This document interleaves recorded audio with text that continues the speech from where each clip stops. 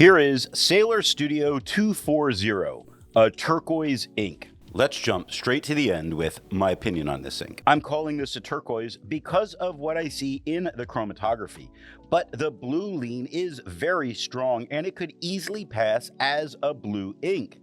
There is some tone variation as you change pen and paper, especially toned paper.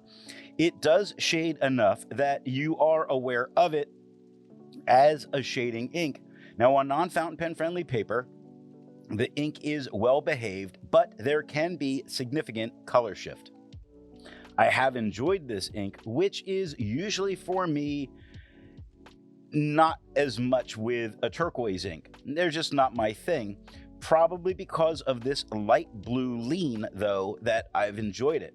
Now, I really can see this being an enjoyable ink to people that really enjoy this type of a blue or this type of a turquoise. The pen for today is a gift from a viewer, a Retro 51 Corsair with a medium nib. Now that we know my opinion on this ink, let's see how I got there with the first writing sample done on Clairfontaine. Here we see that the tone is a turquoise with that very kind of bluish lean. It's really just on the blue side of turquoise. Now, it doesn't feather and it doesn't spread. It does shade some. You can see it in the N of Dane on the first line, the dots of the I's and the D of joined on the second line. The on the second line starts lighter with the T, gets darker with the he at the end. Looking at the back of the page, between the wiggling fingers, we get no bleeding, no ghosting, and can easily continue our notes back here. Let's take a look at some other inks from the same manufacturer. Here is Sailor Studio 435.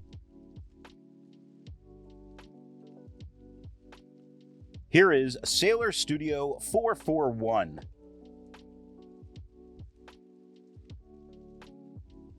Here is Sailor Studio 453. Here is Sailor Studio 460. The next writing sample is done in a Portage reporter's notebook. The tone here is a little bit lighter than it was on the Clairfontaine and not the same blue that we had on the Clairfontaine, more really in the very middle on that turquoise of the blue-green. I feel like I see slight bits of green, slight bits of blue. Kind of interesting. It doesn't feather and it doesn't spread. It does have a light moments of shading that are going on, like the dot of the I and the S of goblins on the second line, the cross of the T of into on the third line. So it shows that it can shade, just that it's not doing it as a big deal. Looking at the back of the page, between the wiggling fingers, we get no bleeding, no ghosting, and we can easily continue our notes back here. There's a lot to learn by doing multiple chromatographies. The one on the left is immediately put into water for 10 to 15 seconds. The one on the right, marked with a D, is let dry for 10 minutes before putting into water. The next writing sample is done on a national brand Steno notebook. I mentioned that there's some tone shift on toned papers, and here it went from being a blue leaning turquoise to being a green leaning turquoise, really showing that this is a rather translucent ink. Not that that's a problem, just something to be aware of if this is the type of paper that you're using. Now, it doesn't feather and it doesn't spread. It shades much better than it did on the white papers. Take a look at Mountain on the first line, where the T-A-I-N at the end is much darker than the rest of the word. Great underneath it, the G is a little bit darker than the R-E-A that lightened up, but that T at the end, very dark. Nice shading. Looking at the back of the page, between the wiggling fingers, there is no bleeding, no ghosting, and we can easily continue some notes back here. Resistance tests are done to see how this ink can be expected to perform on the page, and more importantly, how hard it may be to clean from your pen. The smear is allowed to dry for 3 days before testing it. The highlighter is on the top left, pen flush is on the top right, 1/3 bleach solution is on the bottom left, and water is on the bottom right. The next writing sample is done in a Rhodia notebook. We have the same tone that we had on the Clairfontaine. Now, going into this, based on the tone, I was a little concerned about how it would stand out against this quad rule. Surprisingly, I think it's doing a really good job of not being the same and not blending into the back. I was a little concerned that was really what was going to happen. Now, it doesn't feather and it doesn't spread. It does have a light peppering of shading throughout. You can see some darker spotting, like the IN at the end of mountain on the second line, like on 2 on the first line. But there we also see it get cut by the vertical line some. I don't see that happening anywhere else, so I'll let it go. But we do see some light shading happening, and it's very nice in how it's happening. Looking at the back of the page between the wiggling fingers, we get no bleeding, no ghosting, and easily continue notes here. With over 1,000 inks reviewed, let's take a look at some color comparables. Here is Sailor Studio 140. Here is Sailor Studio 224. Here is Sailor Studio 462.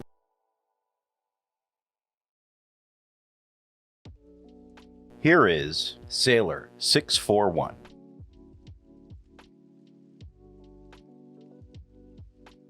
The next writing sample is done in a composition lab notebook. This does become a little bit lighter and flatter a tone than it was on the Clairfontaine. And so with that, a little lighter and flatter than it was on the Rhodia. Now, it doesn't feather and it doesn't spread. It does have a little bit of shading that's going on. Most noticeably is that little bit of lighter, flatter compared to the Rhodia.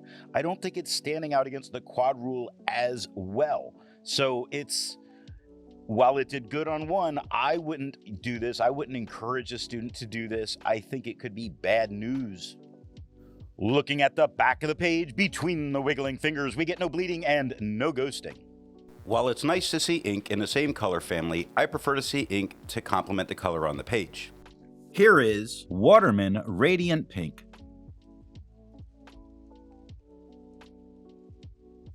Here is Sailor Florida.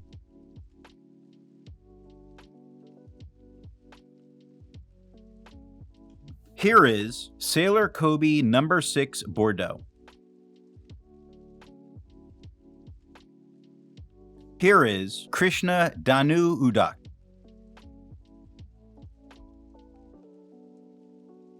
The last writing sample is done on 20-pound copy paper. Here we get a tone that is a bit lighter and flatter than it was on the Clairfontaine. Also, a little bit of a green lean happening here, which wasn't on the Clairfontaine. Another reason that I say this is really a turquoise and not a blue. Now, it does have some feathering that is really tiny, really tiny. Not a big deal, but you see it some on whirling on the second line. It's got a little bit of spread, being nice when I call it a little bit of spread. The spread and the feather aren't the end of the world. I think this is usable as it is here. Looking at the back of the page, between the wiggling fingers, we see how deep the ink gets into here, meaning you couldn't write on the back of the page. There's a significant amount of ghosting, but nothing bled through to touch the page underneath. So what nib and pen do I think are going to give the best writing experience with this ink? The Retro 51 is a dry writing medium nib, and it does show shading and tone shift as the papers change. Now, off camera, I used a wet stub, and that darkened the tone and increased the amount of shading. So I'm going to go for that darker tone and its increased shading. That is why I say you go with a wet broad or stub to get this to keep showing at its very best. I hope you got something out of this video, and thanks for watching. I want to let you know that the best way you can support this or any channel is to let retailers know where you heard of something if you go to buy.